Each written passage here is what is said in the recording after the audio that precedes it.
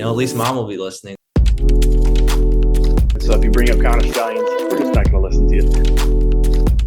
Number one is number one. 1,000 miles away from me. Hello and welcome to the Faith Sports Leadership Podcast. My name is Ryan. I'm one of your hosts, joined as always by my brother and co-host, Drew. Drew, how are you doing today? Doing great. Excited about this episode. I'm excited too. And one of the reasons that I'm excited is because we are not only just the two of us today. We are joined with a special guest, the one and only, probably some record holder in the Bethel athletics in the Indiana, Valparaiso High School, all this stuff. But most importantly, in 2007 at the Valparaiso Popcorn Festival, this guy won the hot dog eating contest for eating 67 hot dogs in one sitting as a 7-year-old. So, Nate, quick question. Nathan Aerts is joining us. Was that the height of your athletic achievements? Well, I wish that was one of my athletic achievements, but I'm sad to say that it wasn't. But I had some others, but hot dog eating was not one of them. That's all right. That's okay. The Valparaiso Popcorn Festival should be a sponsor because that place is incredible. This is the Faith Sports Leadership Podcast where we talk about faith, we talk about sports, and we talk about leadership. If this is the first time that you are joining us, we're so glad that you're here. Real quick note, the first 5 minutes or so, we are going to be reading through a Bible verse, talking about it really quickly, and then we're going to be hopping into sports talk. We understand that not everyone is the same faith journey that we are on, so if you want to fast forward, feel free to go ahead and fast forward to about the 5-minute mark. But I'd encourage you to listen in, see if a different perspective might help you gain some different knowledge. So with that being said, we're going to dive into the faith section, and our passage of scripture for today is from the book of Colossians, the letter of Colossians, chapter 3, verses 23 and 24, and this is what it says. Whatever you do, work it out with all of your heart, as working for the Lord, not for human masters, since you know that you will receive an inheritance from the Lord as a reward. It is the Lord Christ you are serving. I'm going to read the first part of that again, and then, Drew, I'd love to hear your thoughts. Whatever you do, work at it with all your heart, as working for the Lord, not human masters. It's Colossians 3, 23 and 24. Drew, what are some thoughts? I love this verse, and I'm going to get right into it, get real with us today. So this verse, until I started living it out and fully understanding it, I was at a tough spot in my life. I felt like, you both know I love basketball, and it's kind of all I would do. And like high school and college, working out 3-4 times a day. And if I didn't get those in, I'd feel bad about myself. I was constantly seeking for approval from friends, from teammates, and especially coaches, trying to get validation through basketball. And about my third year of college, I got to a burnout because, man, that gets tiring doing that every day. And I was working at it with all my heart, but then I would stop there. I wasn't doing it for the right reasons. And it affected how I was as a person and how I treated relationships until about my fourth year of college, when I was coming to Bethel. That off season was huge for me. Ryan, you helped me out. My wife, Katie, helped me out huge. There are tons of people, but changing my mindset from how can I impress these people through basketball to how can I use my gifts to glorify God and have fun while playing. And honestly, my roommate, Nathan Aerts, who's with us today, helped me hugely with realizing there's more to life than basketball. When I first met Nate, I was like, man, this guy, he's not getting extra work in. What is he doing? This dude's lazy. But it helped me realize and have that time to focus on God. And also just realizing that basketball is awesome, and I still probably spend too much time with it, but realizing that it's just a game, and in the end. And so that verse, when I fully lived that out, was huge for me. Yeah, that's awesome. And that's great to share. We didn't talk about this before. I didn't know that verse was so impactful for you and meaningful for you. I think it's unique that you bring Nate up because he did open your mind a little bit, but Nate still, man, he could hoop and he worked hard, and he's one of the all-time leading scorers and rebounders in one of the most historic small college basketball program history. And so he definitely held his own, and but that's cool that he showed you that. Yeah, well, who are you working for? That type of thing. For me, this verse, and I'll be real quick so we can hop into sports. This verse, I've read it a few times. Drew, I love that takeaway that you have from it. But I had a different takeaway that one of the times that I read it. It was actually when I had just left a time being in youth ministry. I've been in youth ministry my entire professional career, and at this point in time, I left that to go join the corporate world. Had the opportunity to work for an incredible couple of leaders. Todd Gongwer, the author of Lead for God's Sake, an incredible book, and his right hand gal, Marissa Ulrich. And I had the opportunity to work for them. And I remember starting out, I felt like I was a failure. I felt like what I was doing had no meaning, had no purpose. I was working in the basement of this corporate office and kind of just going through the motions, stapling papers, printing out what they needed, doing all this stuff, doing the bare minimum just to get by, because I felt like I had failed in ministry, that type of thing. And I remember walking down the stairway in the corporate office, down the stairs, down the hallway to get to my little room where I was working in. And this was the verse of the day on the YouVersion Bible app, was whatever you do, work at it with all your heart as working for the Lord. And I just remember seeing whatever you do was like the main thing that stuck out for me. Whatever you do, whether I was in ministry, whether I was playing basketball, whether I am doing a podcast, like whatever you do, work at it with all your heart as if working for the Lord. And that shifted everything for me. In fact, that morning when I walked into the office, like it shifted everything to ultimately led to me writing the book that I wrote, Rooted Influence, because that morning shifted my mindset from just going through the motions to actually working and putting in the time and effort, not just focusing on the temporary, but on the bigger picture. And then I started trying different things and things started working. I started influencing in ways that I shouldn't with my title and that type of stuff, which then ultimately led to the book. And so really cool, Drew. You and I had two different takeaways, and but it's the same verse. That's why I find that so unique. But both of you, I had the privilege of being on the coaching staff with both of you. Both of you were prime examples of whatever you do, working at it with all your heart, whether it be on the court, off the court. You guys are great at that. So glad, that's kind of why I put this verse as today, because I thought you guys represent this verse well. So with that being said, that is our faith section for today's Faith Sports Leadership podcast. Now we're going to be diving into the sports section, where we will start off by talking through a college football week 1 recap. And we just have a few questions. We're not going to go through every game, but we have a few questions that we want to hit on. And we'll just start with that. First question is, which team, in your guys' opinion, Nate, we'll start with you. Which team had the best win in week 1? There's only one correct answer to this question, and that would be my Notre Dame Fighting Irish. I mean, going into Texas A&M week 1, I watched College Game Day all morning, and every single one of them, they said Texas A&M going to win. Texas A&M's going to win. But I saw a video this morning. I'd never seen it before. Marcus Freeman running out of the tunnel, getting his team hype. I mean, they got it this year, and they walked into that field, and they had a slow first half. I mean, that was expected. I mean, Drew's laughing over there, but it was expected to have a slow first half. But in the second half, I mean, the defense, they stood their ground.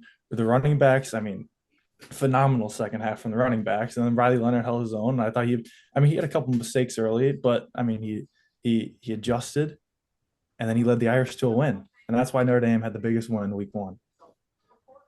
That's a good take, Drew. After, I'd love to hear your thoughts. I'll just say to that, no, they did have a great win. My only question is, like, it looked like the same old Texas A&M that we've been seeing even with Jimbo Fisher. And so I wonder at the end of the season if that win is going to look as great. I hope it does. I'm a big fan of Riley Leonard. Love Marcus Freeman. He and I go to the same barber. So I hope they do well. But yeah, I just wonder if this win's going to look as good at the end of the year as it does right now. Drew, any thoughts? Well, because it's going to end in a USC win as well. Miller Moss. No, I think that was a great win for Notre Dame. That environment, I think Saban talked about it. Like, going there is just it's tough. But the most impressive win I had this week was Miami over Florida, winning 41-17. It was a 2.5-point spread going into it. Cam Ward looked like a Heisman potential player, 385 yards, and just very impressed with how Miami looked this week. Yeah, no debate. I mean, Cam Ward the dog. It's the same argument I would say to that one, except even more so. how good is Florida actually? Like, is Billy Napier really on the hot seat? Is their team as talented as I think? I mean, Miami is in my Final Four, so I hope it was a great win. But you come into week one is just so early. You don't know what teams are still figuring out, what teams are just really overrated. You just don't know. With that, for me, my biggest win of week one had to be on Sunday night as the USC Trojans took down LSU. I think that talent wise, when you looked across the field, LSU looked like a prime time SEC defense, a good offense with a good quarterback. They had the pieces.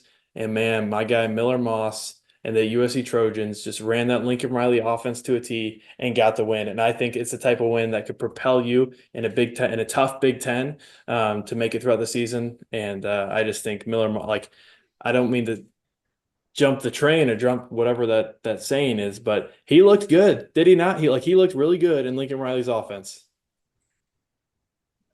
Well, he was also going against Brian Kelly's his sorry defense. I mean, did you watch that game? I mean, LSU looked awful.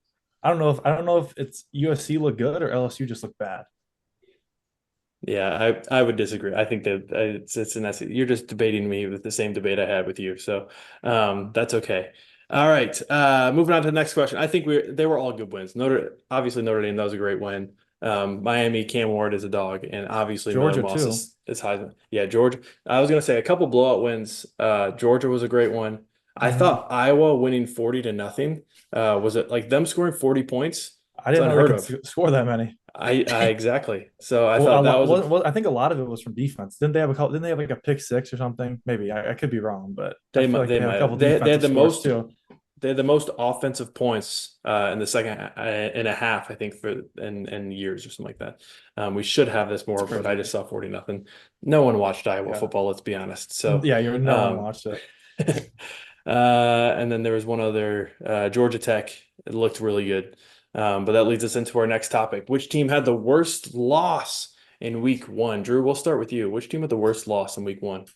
I had the game last night, Florida State. I know it was their second game, but I was thinking they were just going to come back and bounce back win, and just week zero was a learning adjustment for them. But they struggled, man. I thought they were going to play a lot better than they did.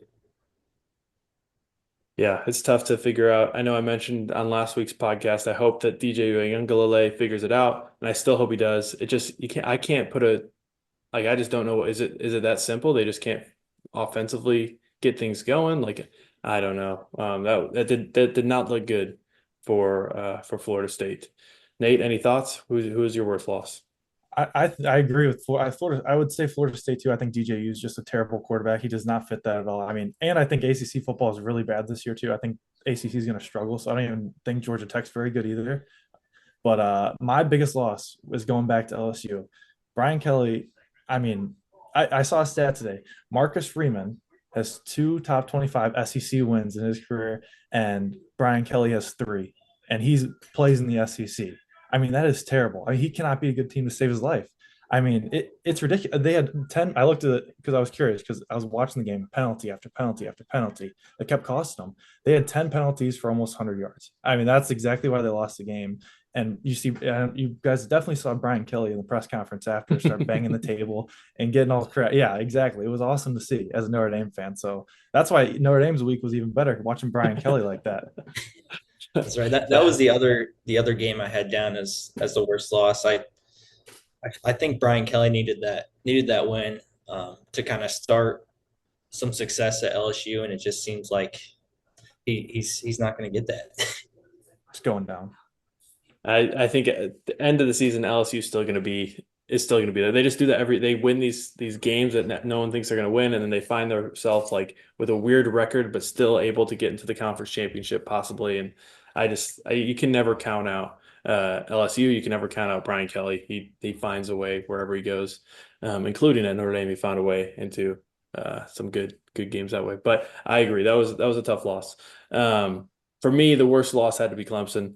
It wasn't necessarily that they lost 34-3 to Georgia or whatever the score was. They just didn't look like the Clemson team that they used to be. And they haven't looked like that since Trevor Lawrence, maybe. I mean, I don't remember them looking so inferior to the top dogs in college football, like they did in that game. Like they just did not look. Their defense didn't look that great. Their offense looked out of sync. Like I was really hoping that they would be able to figure things out. I think Cade Klubnik's a good quarterback. He was a Texas Mr. Football or state champ and stuff like he obviously can sling it, but they just got to get something figured out. Yeah, I agree. I think leads us into our next question with who is the number one player you were impressed with. And I said Carson Beck. I think he just looks poised and just looked good. I mean, 34 to 3 is impressive, especially even if Clemson's not as good. I mean, they just look so dominant, and it's because he was leading them to that. Yeah, he looked good. He looked like a Heisman hopeful. And so I agree that's a good one. Nate, what about you? Who are you most impressed with?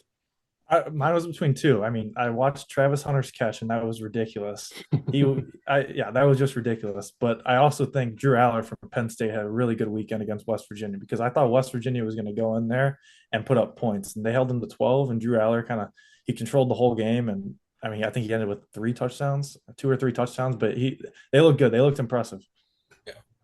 Yeah, they did look good. He looked good, and that's exactly what Penn State needs. Like they've had all the pieces, they've been so close. They've just needed that quarterback to take that next step, and Drew Aller looks like he's taking that next step. So I was impressed with him as well. I think one player that I was impressed with, Drew, you mentioned him earlier in the pod, Cam Ward. He's a lot of people, no one really knew who he was when he was at Incarnate Word. Like he was a great FCS player, transfers to Washington State. Not many people stayed up to watch Washington State football play games because they were played so late in the Pac-12.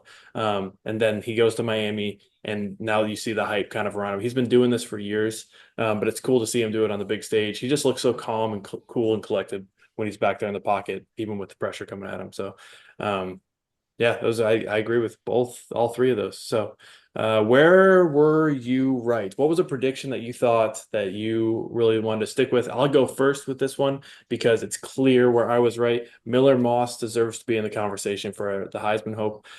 He's a super talented, one, and two, he seems to be super coachable, which in a Lincoln Riley offense, I've been saying this for a week because we've been only doing this podcast week.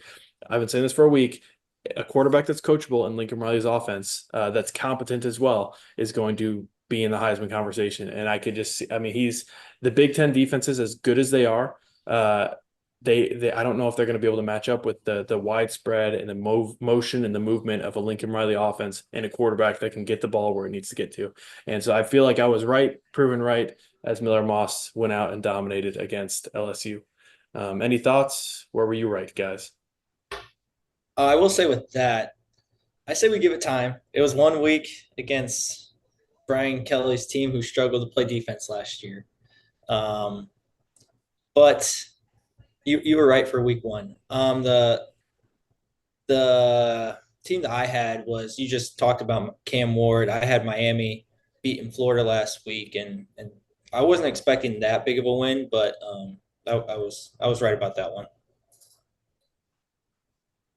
Nice. Yeah, for me, I'm gonna go back to the old Fighting Irish. I mean, we have the best defense in the country this year. Us and Georgia, I think, are the best defenses in the country. We bring, yeah, I know that might be a hot take, but I mean, we got Kaiser, we got Watts, and now we have a mobile quarterback too that can throw it. I mean, he's super athletic, so he can spread the field out. And we got some receivers now. Our offensive line is young, and our left tackle, I mean, he's a freshman, so but it was a big test still going into Texas A&M, and I thought it was a big win. So that was my kind of prediction of the week. I will say last year, after who Notre Dame play week 1, do you remember? Doesn't matter. I just remember we thought Sam Hartman was going to be the number 1 quarterback drafted. That was a yeah. take back then. So we'll see. I hope Riley Leonard does good, but just wanted to mention that. Fair. That's fair. I do think. I mean, go ahead. No, I was gonna say. I mean, Riley Leonard went into Texas A&M. I mean, that place had over 100,000 people. I feel like, I mean, they're number 5 in the country today, but I mean, they could be even higher than that. I mean, that was I think Texas A&M was pretty good too. And I thought Notre Dame, I mean, a 10-point win on the road is a pretty big deal in my opinion. And I know I said it last year, but I'm telling you, this year is different. I watched the Peacock special of Notre Dame, and they were saying every third year is a Notre Dame head coach's year. And hey, why not us? Well, you guys do have the schedule. It looks like the rest of the We do have way, the schedule. especially with Florida State looking like they're falling off. What I will Louisville say will is be like, good. well, at Louisville and USC should be tough ones. There is some talent on their schedule. It just does, I don't know if it's like Florida State's still talented, and so that it could be a trap game. I'm just, like Notre Dame Purdue. just has a tendency of falling into some of those trap games that they look like they should win the rest, and they lose some that they shouldn't. So you definitely were right though. Texas A&M, that's a big win, big win. All right, fellas, where were you wrong? What was something that you thought was going to happen in week 1, or you think that's going to happen in the season that you feel like you might be wrong on now? Drew, we'll start with you. I had LSU winning. I thought Nussmeier was gonna be better than he was. Still didn't look terrible, but he just couldn't make big plays when it mattered. So I was wrong about LSU. I was also wrong about West Virginia. I thought Penn State was going to be the same old kind of middle of the pack team, but they looked really good on the road at West Virginia. Nate? I was wrong about Minnesota this week. They played North Carolina, and I think the ACC is going to be terrible this year. And they went in there, and their kicker missed a 20-yard field goal. Then he missed a field goal for the win. Penalties. They just gave the win to him. And I don't know how they lost, but I was completely wrong about that because Minnesota, they played terrible. There was rain, but it was an awful game to watch.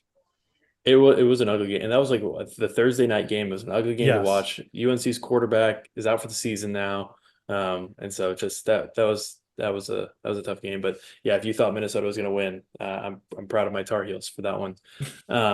For me, where I was wrong, I thought that Cade Klubnik, and I had not been public about this. I thought he was going to be low key in the Heisman race. And I thought he was just going to have a breakout year. I thought he and Garrett Riley's offense. I didn't think they were going to beat Georgia, but I thought he was going to look better. I thought in Garrett Riley's offense, he'd be able to do kind of what TCU was doing a couple years ago when Garrett Riley was offense coordinator there. But it doesn't look like they have it figured. It doesn't look like it doesn't even look like the same offense as TCU. Like, I don't know if they just don't have the weapons to do what they were doing, but it doesn't even look the same. And so I think that I was wrong on Cade Klubnik having a Heisman-like season this year. But Nate Aerts keeps saying the ACC is weak, and so maybe once he gets in the conference play, he'll start balling out. All right, fellas. Anything else? Any other thoughts where you're right, where you're wrong, before we head into our picks for this next week? Nope. All right. Just wanted to reiterate, last week's Drew and I made 5 picks of 5 different games. Drew went 2-3 on his picks, and I went 4-1. Both of us should have mentioned that we were wrong on the Boston College Florida State game. We both thought it. We didn't even discuss it. We just both said, yeah, Florida State's going to win, obviously. And we were wrong. Dead wrong on that one. So 4-1, 2-3. Nate is 0-0. We'll see if he can get better than 4-1 this week. For the first game, we're going to head up to Ann Arbor, Michigan, where the Texas Longhorns are taking on the Michigan Wolverines. Texas is 7.5-point favorites last time I checked. Boys, who you got winning? This one hurts. I'm going with Texas. I watched Michigan this past week. We got a lot to figure out. Unless we were just not showing a lot because we got a lot planned for this week. I just think we're still figuring out our quarterback situation. We're playing 2 quarterbacks right now, and just did not look pretty. I was not impressed by Michigan's offense, especially. Nate?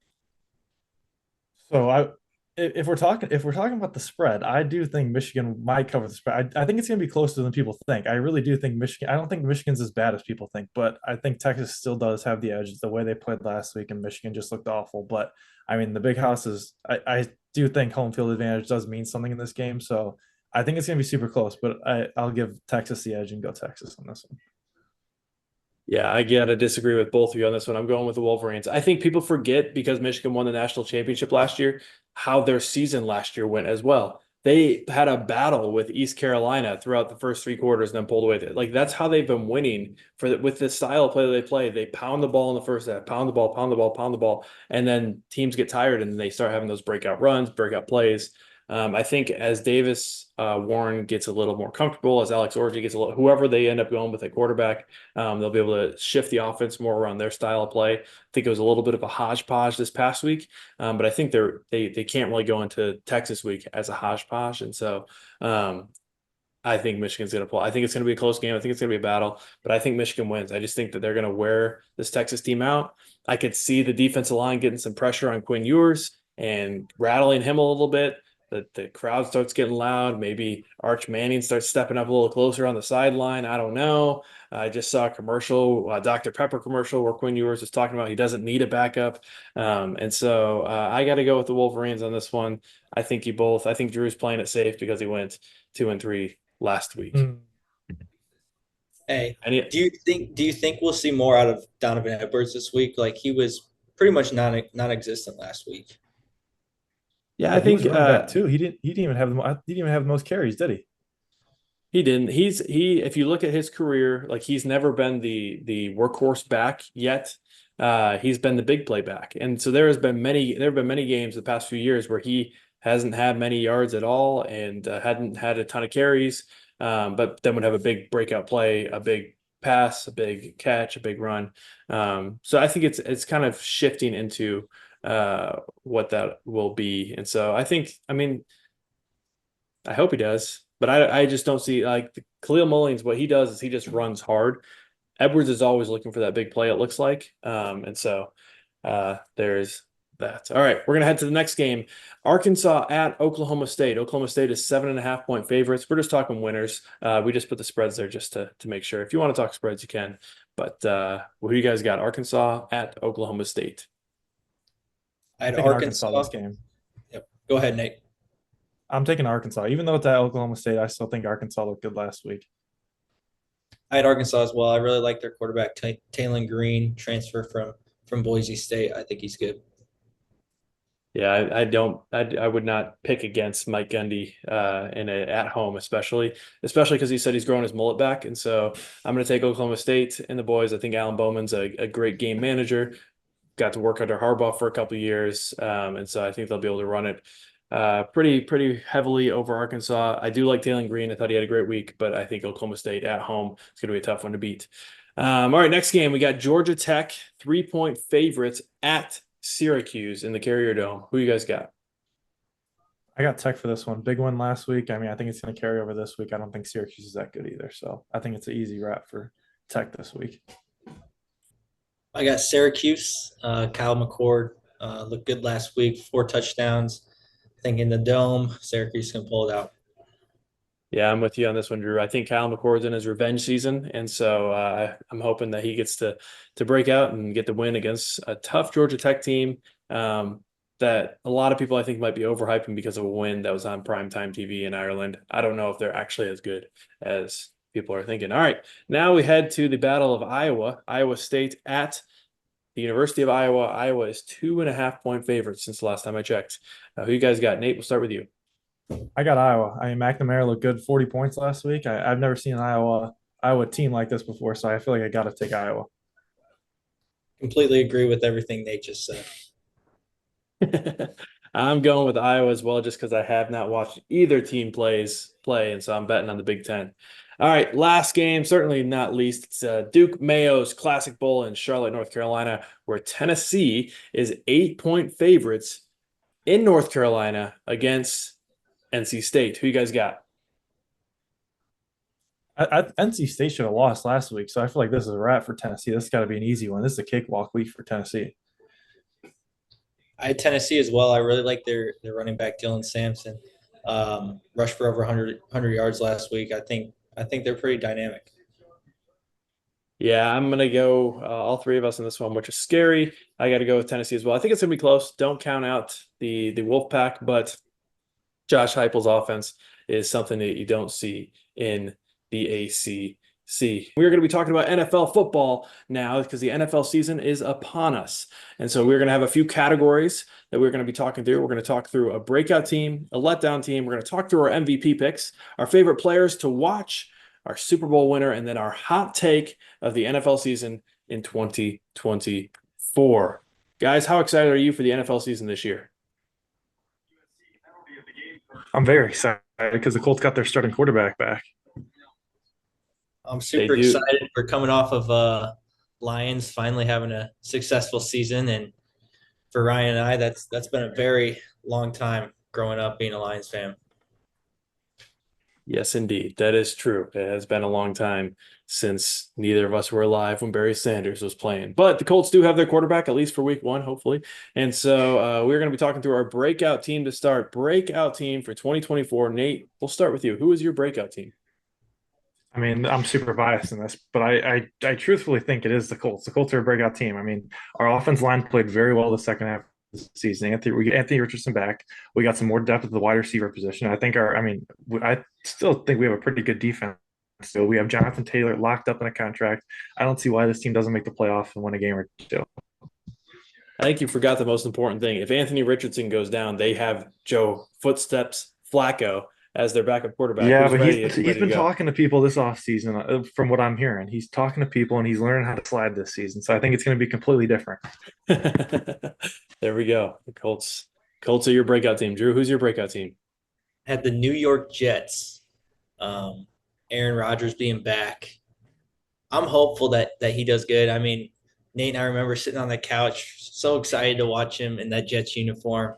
Gets hurt and just that downfall for them. They were on Hard Knocks that year, and we were excited to watch them. So I'm hoping Aaron Rodgers can lead them to a successful breakout season. Yeah, hope so. There's a lot of hype around them. I feel like a breakout season for them has to be winning in the playoffs at this point. Like if they just make the playoffs, I feel like that's not exceeding expectations if Aaron Rodgers is healthy. So that's a good breakout team as well. For me, my breakout team, and I might look like a complete fool for this, but it's the Carolina Panthers. I think Bryce Young has won everywhere he's gone except for this past season. I think that people think he's too small. I've seen small quarterbacks win. They say he had a bad season. I've seen quarterbacks have bad seasons and bounce back. I think that they've started putting a couple pieces around him, but I think most importantly, he's in a really bad division. I don't think that the Saints are going to have a good year. I don't think the Falcons are going to have a good year. I think that the Carolina Panthers have a real shot to battle in their division, in a bad division, and I think Bryce Young's a winner. And so the Carolina Panthers are my breakout team for this year. And again, that might mean they might be an 8-win team, but an 8-win team for the Carolina Panthers is a breakout season for them. So any thoughts on breakout teams?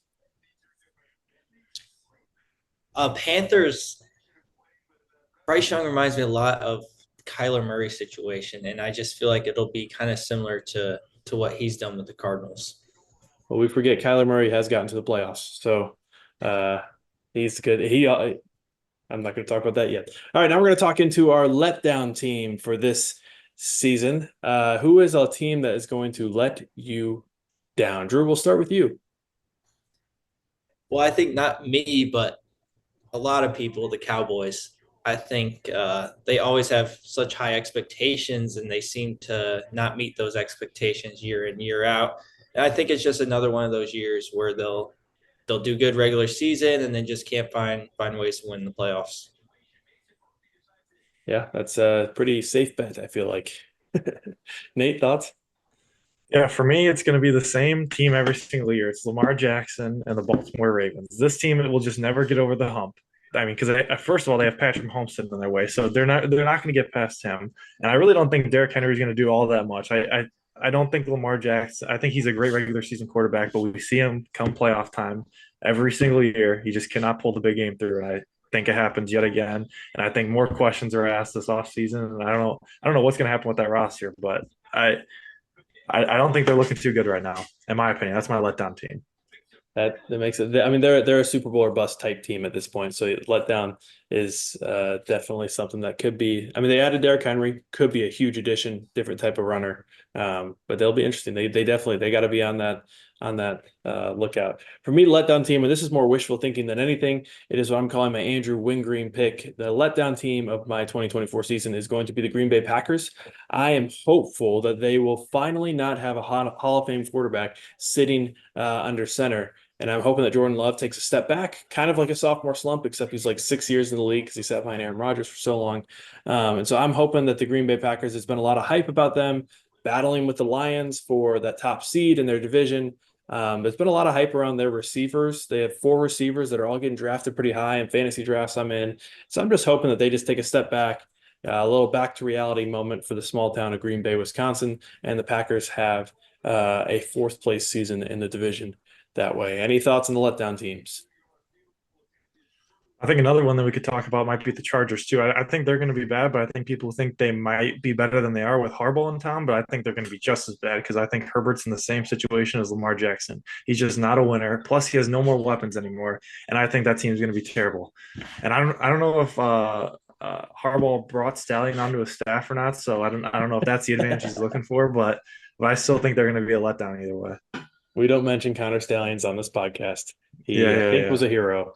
But no, he is not on the Charger staff. Last I heard is he's coaching high school football in Michigan as defense coordinator. So I disagree with you. I think you're just a first class hater when it comes to Jim Harbaugh, when it comes to Brian Kelly, when it comes to that type of stuff. And so I think the Chargers are going to be good. I think Jim Harbaugh is going to win Coach of the Year. Like, I just think the expectations are low. He's going to be better than Brandon Staley, and he's going to set Justin Herbert up to win that way.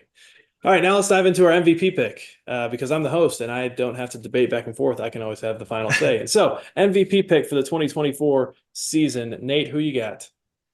I mean, I don't know that he'll win it, but I think he's undoubtedly the best player in the NFL and undoubtedly the best player in NFL history, Patrick Mahomes. I mean, that guy steps on the field. He's about to back super. Well, this will be his 3rd Super Bowl, right? 3rd Super Bowl in a row. Yeah. I mean, I don't know why he can't win the MVP this year, especially with the better roster, better weapons around him, getting bad receivers out of there that can't catch the ball. I mean, he's got the perfect situation right now, so I don't see why it can't be him. He's a really good quarterback. You can't debate with you. The only reason he wouldn't win is because people are sick of his greatness, or he's just stalling until he can get to the Super Bowl. So there's no real debate. Drew, you got any thoughts? I mean, I had Mahomes as well. I think he's going to continue on with his greatness, and Brian, I will ask you, do you think, because I know Nate's answer, you got Brady or Mahomes? Yeah, so for me, it's been Brady the longest time. I'm at the place now where it's kind of like my LeBron Jordan debate, where it's, oh, Michael was the best of all time, but LeBron had the greatest career of all time. And so it's kind of at this place where Mahomes is looking like he might be the best quarterback of all time, but Brady, he hasn't touched Brady's career yet. So if he wins a 3rd straight Super Bowl, that'd be something Brady never did. Also be 4 Super Bowls in 6 years. And he does it in a way that he is the prime driver of the team, where oftentimes Brady would be driven by a great defense, a great team mentality. Not that Kansas City doesn't have that, but I still think Brady's the GOAT. But Mahomes is on his way. For me, the MVP, part of me wants to say Justin Herbert and Lamar Jackson just to get under Nate's skin. Maybe say Dak Prescott just to show Drew up. But now for me, it's going to be, and it hurts me to say this as a Michigan fan, but I'm a big fan of this guy now, CJ Stroud. I think he had a great season last year as a rookie. I think as he's coming back, I think they added to their receiving core. I also think they are in a good division where people have some respect for Indianapolis. People have some respect for Jacksonville. So I think if Houston can win that division, that will propel him, even if he doesn't have, say, the stats of Dak Prescott or the stats of Josh Allen or even Mahomes. I feel like if he were to win that division, which I think that they will, I think that he will be propelled into an MVP conversation, and I think he could win it. Any thoughts? My thoughts on the Texans will lead into my hot take if we get into that. We'll get into the hot take there from our resident Colts fan. All right, favorite players to watch. So this isn't necessarily someone who's going to put up the greatest stats. Maybe it is. It might not be your MVP conversation. We'll keep Mahomes off the list. We all enjoy watching Mahomes play. So who are some of your favorite players to watch, or who is your favorite player to watch for this 2024 season? Nate, we'll start with you. Ooh, for me, I want to see what Tyreek Hill will do again. I want to see what Tua and Tyreek will do this season. If it's just going to be the same regular season, or if they can continue it in the postseason. So I think they'll be a fun group to watch. I also think Josh Allen will be fun to watch this year still, and I want to see what he does without Stephon Diggs. I think every time Josh Allen steps on the football field, he's a playmaker at all times. So I think he'll be fun to watch this year. A good take. He was one of them that I think I want him to get over that hump to win an MVP just because he's been in that conversation for so many years. Drew, what are your thoughts? I mean, Lamar Jackson's very fun to watch. Nate has convinced me come playoff time, he can't get the job done. But regular season, he's so fun to watch, running around, making all these plays. But my personal favorite is Amon St. Brown for the Lions, especially after watching that Netflix receivers series. Just how he goes about things and his hard work. It's really fun to watch. Yeah, can't debate that in my opinion, as I'm wearing my Lions hat. For me, I had two. One is Kyler Murray. Kyler Murray has been my fantasy quarterback in my keeper league for the past 4 or 5 years. I think the first year I won it with him, then he started battling injuries and whatnot. And so, but I feel like he's going to have a healthy year this year. And I feel like when Kyler Murray's healthy, he is dangerous. I think that he is going to have a great season. I'm going to put him back in my starting lineup for that league because I haven't dropped him yet. I kept him on the team. He's going to get back to where he was. And so I think maybe I just like small quarterbacks. I chose Bryce Young to be a breakout team, and I think Kyler Murray is going to be fun to watch. I don't know if the Cardinals are going to win a ton, but I think he'll be fun to watch and put up good numbers. And then my other one is going to be Blake Corum for the Los Angeles Rams. I think the duo of him and Kyron Williams is going to be great to start the season. I think as the season goes along, Blake Corum's going to get more and more of the carries in a Sean McVay offense that I think suits him really well. I think Kyron Williams is a great running back as well. But NFL, you have one good season as a running back, and then you start getting a little banged up. And so it'll be interesting to see the duo of those two, but I'm excited to watch Blake Corum. Any thoughts on those? That's fair. Awesome. All right. Now we're going to go to our Super Bowl winner of the 2024 season. Drew, I'm going to start with Nate on this one and hear who he thinks is going to win the Super Bowl. I mean, I think this year, like we talked about earlier, Patrick Mahomes, he makes himself the greatest quarterback of all time. I know you say he needs a resume, but he also hasn't cheated yet. So he's going to win his third straight Super Bowl.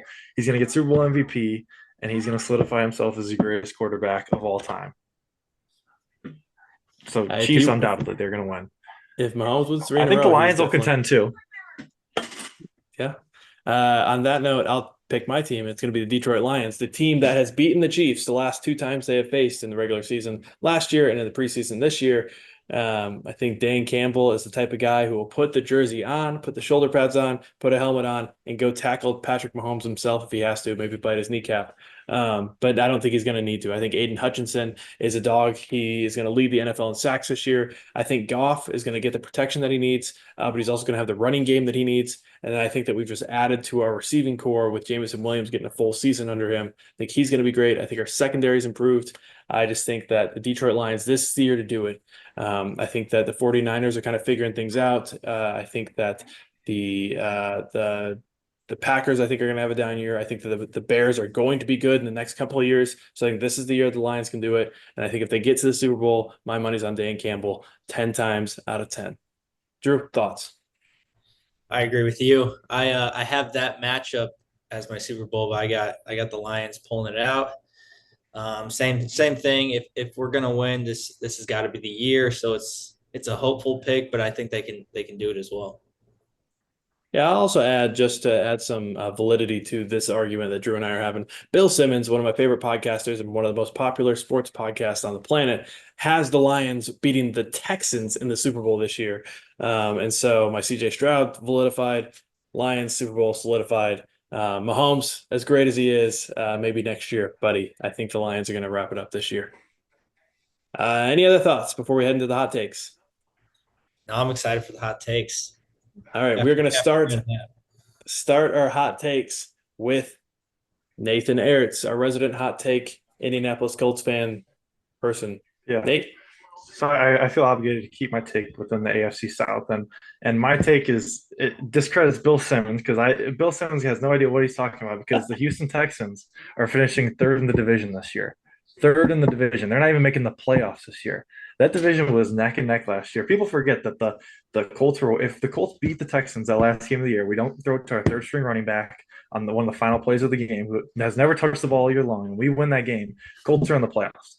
And I'm not sure if the Jaguars would have been number two, but they would have had the same amount of wins as the Texans. So, and I think the Jaguars got better this year, and I think Trevor Lawrence might take that step this year to be a great quarterback. And sophomore slump is a real thing. So I think CJ Stroud goes down a little bit. He's got a couple egos on the team now. He's got some more weapons, so he's got a little bit more pressure on him. And I think there's no pressure on the Colts, no pressure on the Jaguars, and I think they go in there and they get the 1 and 2 seeds, and Texans don't make the playoffs. Not the 1 and 2 seeds in the playoffs, but in the division. Yeah, in the division. I mean, you got a valid argument there. I disagree completely. I think CJ Stroud has dealt with personalities before in the locker room as he's playing quarterback for Ohio State, won a lot of games there. Couldn't beat Michigan, but not many people could. I think the Texans have the pieces. I think D'Amico Ryan is a great coach. I think Shane Steichen's a good coach down there in Indianapolis. I think Jacksonville, I agree. I hope Trevor Lawrence takes that step. I think it's going to be a really good division. I think Tennessee might surprise some people a little bit too. But I just think all in all, I think the best quarterback in that division is CJ Stroud. And I think typically when it's a really good division, the best quarterback comes out on top. And so those are my thoughts with that's a good hot take. I mean, not many people are going to have that thought. Like you said, Bill Simmons did not have that thought. I think more highly of his opinion apparently than you do, but that's okay. Drew, what's your hot take of the year? Or what do you have to say about Nate's hot take? No, I think it's funny because my take was Stroud has a sophomore slump. Wow. I think, and Ryan, you say many people are gonna say that. Two of the smartest people you know are saying that right now. So what's that say? Fair. If you two are two of the smartest people that I know, then I need to start meeting more people. That's what that says. Another take that I had was I think Joe Burrow might have an MVP kind of season. I think it'll be a comeback season for him. All right, yeah.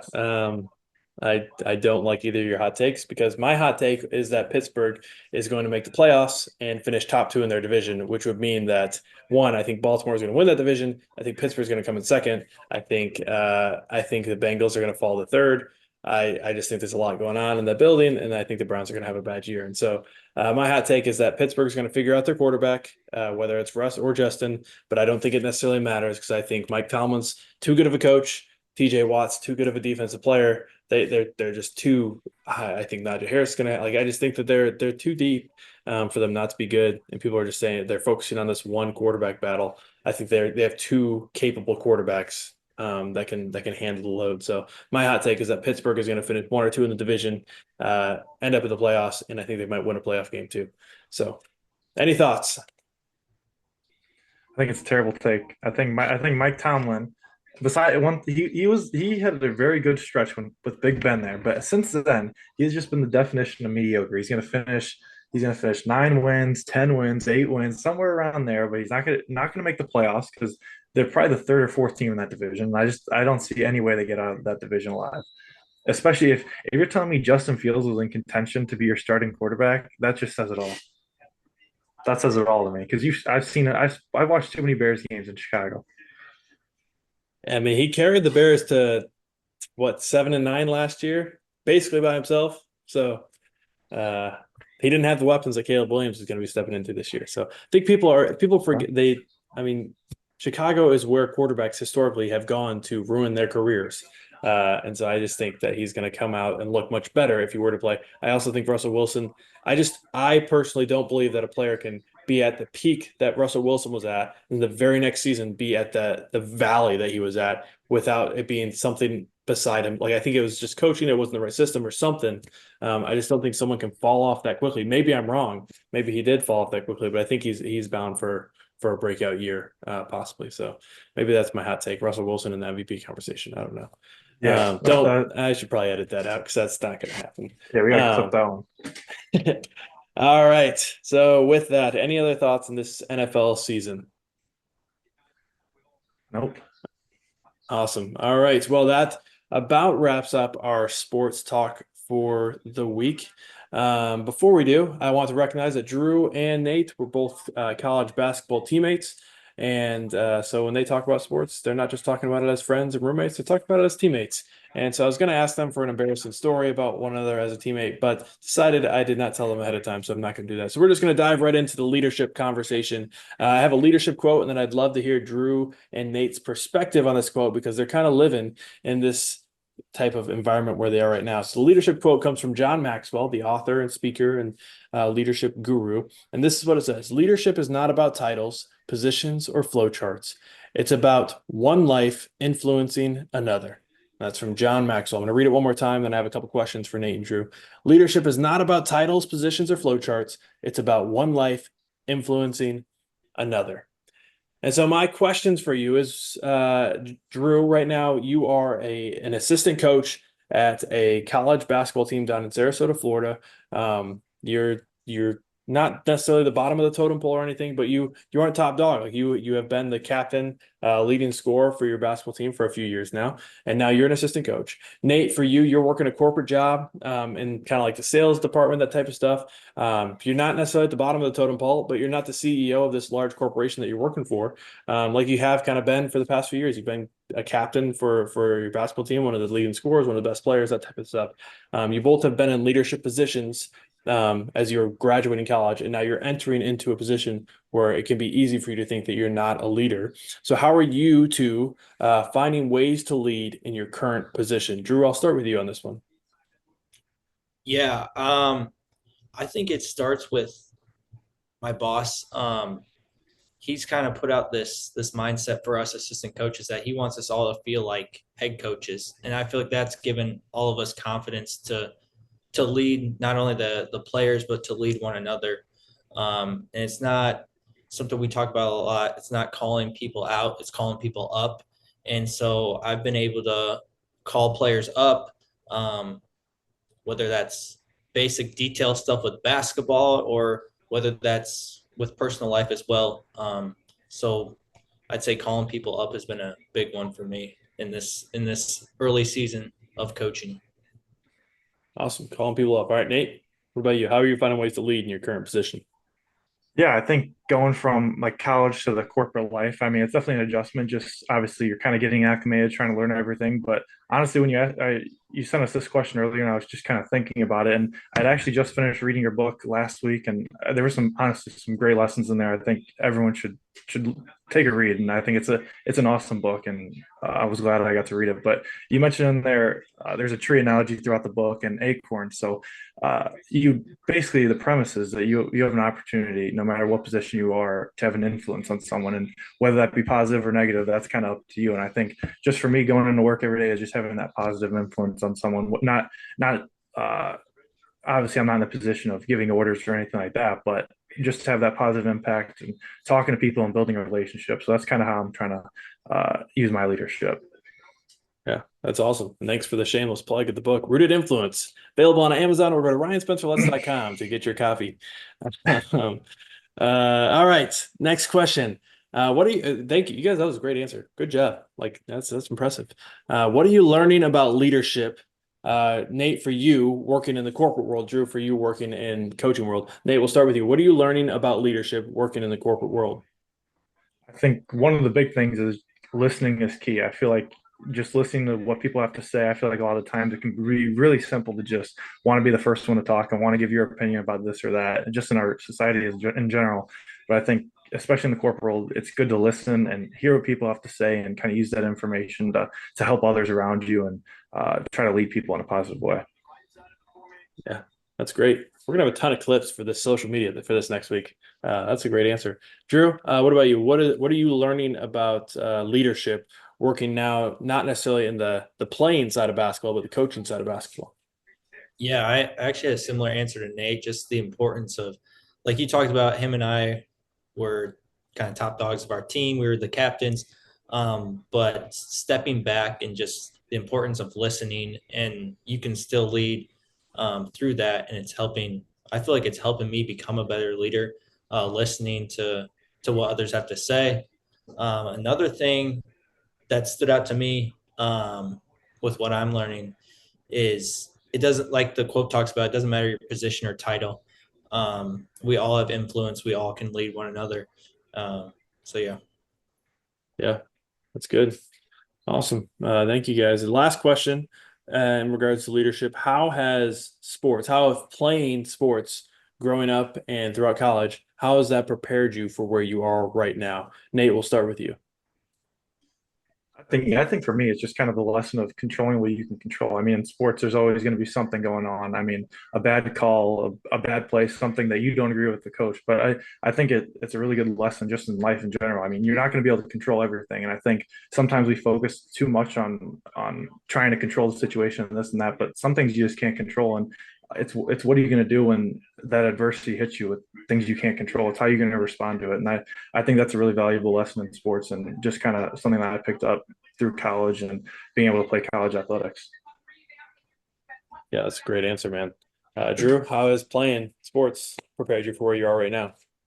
Yeah, sports has prepared me, taught me so many lessons along the way. Like Nate talked about the ups and downs and dealing with adversity. It's also helped me with staying disciplined to things that when I was in sports, I didn't realize the impact it had for me outside of sports, especially now. I'm getting on a routine, staying disciplined.